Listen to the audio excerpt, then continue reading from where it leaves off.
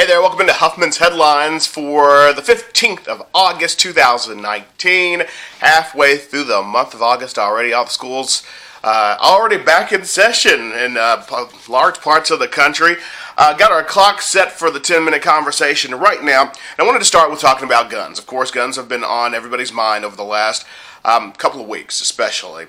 And the first issue that I have with this is that we're just calling these war weapons guns. Like, they're just your daddy's rifle or they're just a handgun, and they're not. We need to call these weapons what they are. They're WMDs. They're weapons of mass destruction. They are weapons of war that are used to kill many people in a short amount of time. And these are sitting ducks. These are fish in a barrel. You go back to Las Vegas, a man at the top of a building shooting people sitting out enjoying a concert. You walk into a Walmart with a gun and you just start shooting people, spraying bullets at people who are just there to go shopping for school. People standing in line at a bar waiting to get in. A weapon that can kill 8, 9, 10 people, 20 people in a matter of minutes, that's a weapon of mass destruction. We've been talking about WMDs for a long time, looking for them, but they are here in the homeland already. They're in the hands of white supremacists. They are WMDs, and we need to call them that. These are weapons of mass destruction, and America has to decide if they're supposed to be on the streets, if they're supposed to be in the hands of normal, everyday citizens. That's a decision that we have to make. No one person can say if we're supposed to have those kinds of weapons of mass destruction in everyday citizen hands. But one thing that I think could help is if anti-gun people stand back just a little bit and challenge law-abiding, sensible gun owners to start leading the conversation in gun control.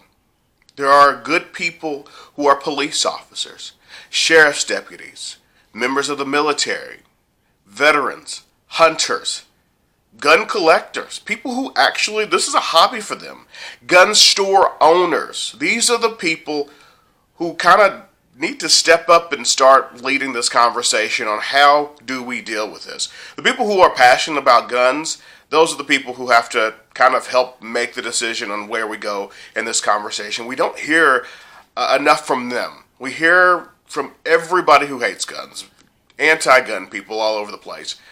But we don't hear from the law-abiding gun owners because a lot of them believe in gun locks.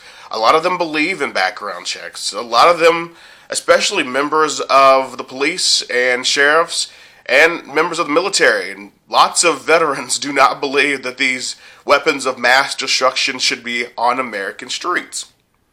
So, police unions, let them step up and start the conversation on how we deal with guns. It shouldn't be the NRA because they have a vested interest in every single person from birth to death having a gun. And it shouldn't be anti-gun people because we know where anti-gun people stand. But there's a middle ground somewhere, and those are the people that need to start the conversation. You know, the folks that like to go hunting, that don't break any laws, that have purchased their guns legally, and aren't going to walk into a Walmart with a gun strapped to them just to make a point. Those are the people that we need to step up and start leading the conversation. Start pressuring politicians to come up with some common sense middle ground somewhere. There is a middle ground. There's always a middle, and we need to figure it out before this happens again. It's been happening for much of my lifetime. But there are people who love guns, but don't think that everybody needs a gun, and don't think that everybody deserves a gun.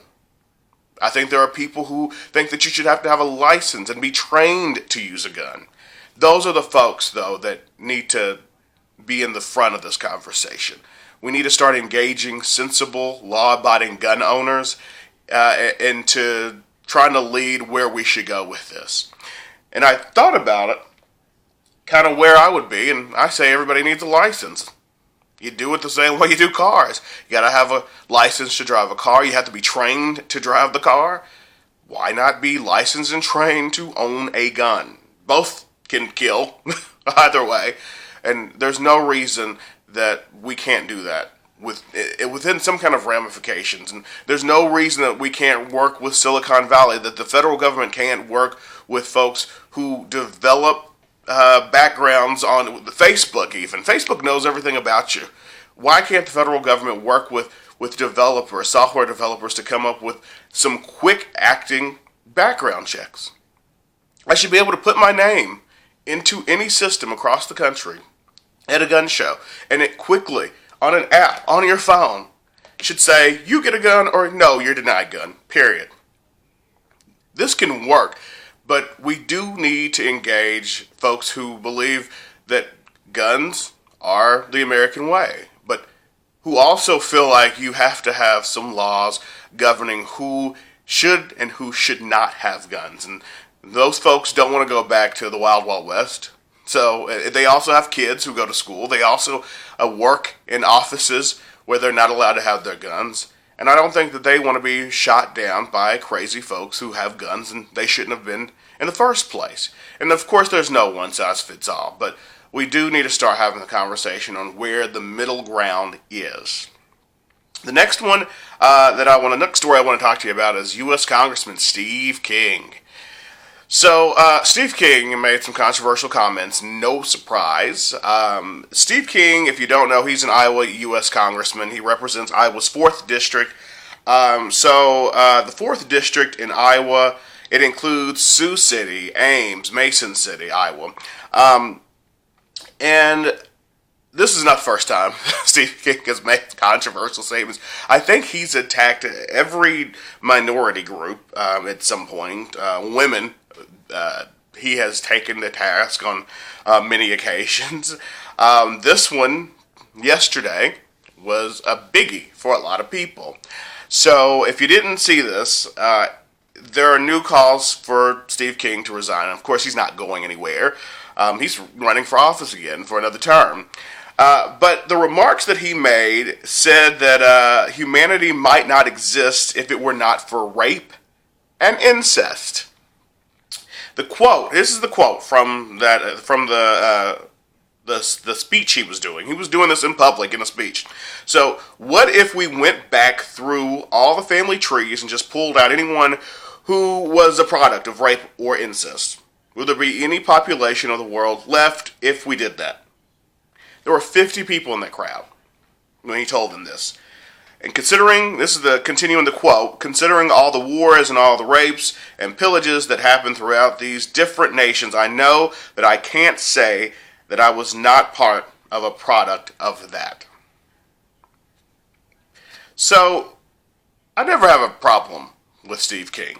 Wyoming Representative Liz Cheney, she's a Republican, big Republican. She's the number 3 Republican in the House of Representatives. She has called for King's resignation, saying, quote, his remarks were appalling and bizarre. I don't think he should resign. I'm a fan of speech. Steve King is an American. He gets to make speeches. He gets to say what's on his mind.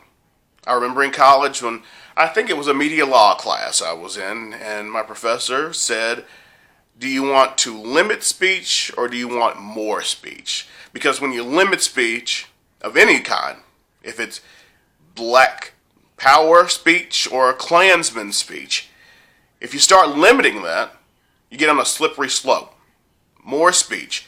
More speech. So I think Steve King is in his rights to say what's on his mind, as he always does. But the problem for me is the people of Iowa's 4th District.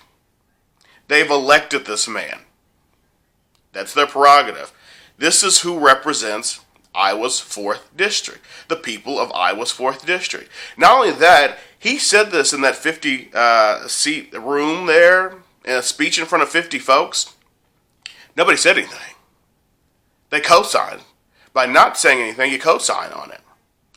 You sat there, you listened to this man say those words, so you must have some belief in that. And I think that's what we have to remember. When you're talking about Steve King or Donald Trump, there are people who believe in what they're saying.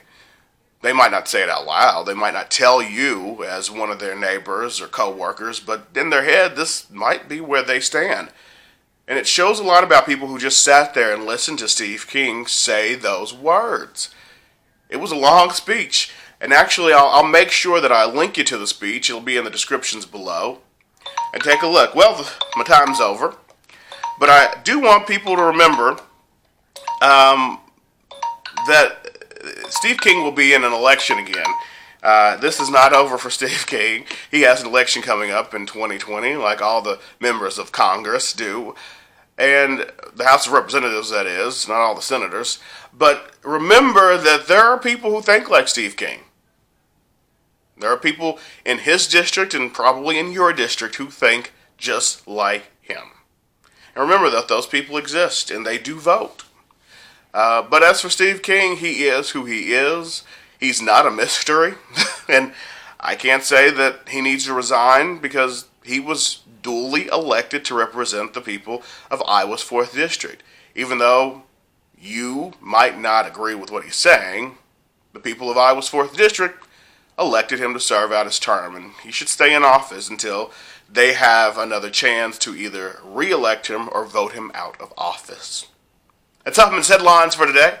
Thanks so much. Don't forget to like and subscribe. Follow me on Huffman's Headlines, or at Huffman's Headlines on Twitter. It's Huff's Headlines, actually, at Huff's Headlines. That's HUFFS Headlines on Twitter and Instagram. Thanks so much for keeping up with me, and have a great day.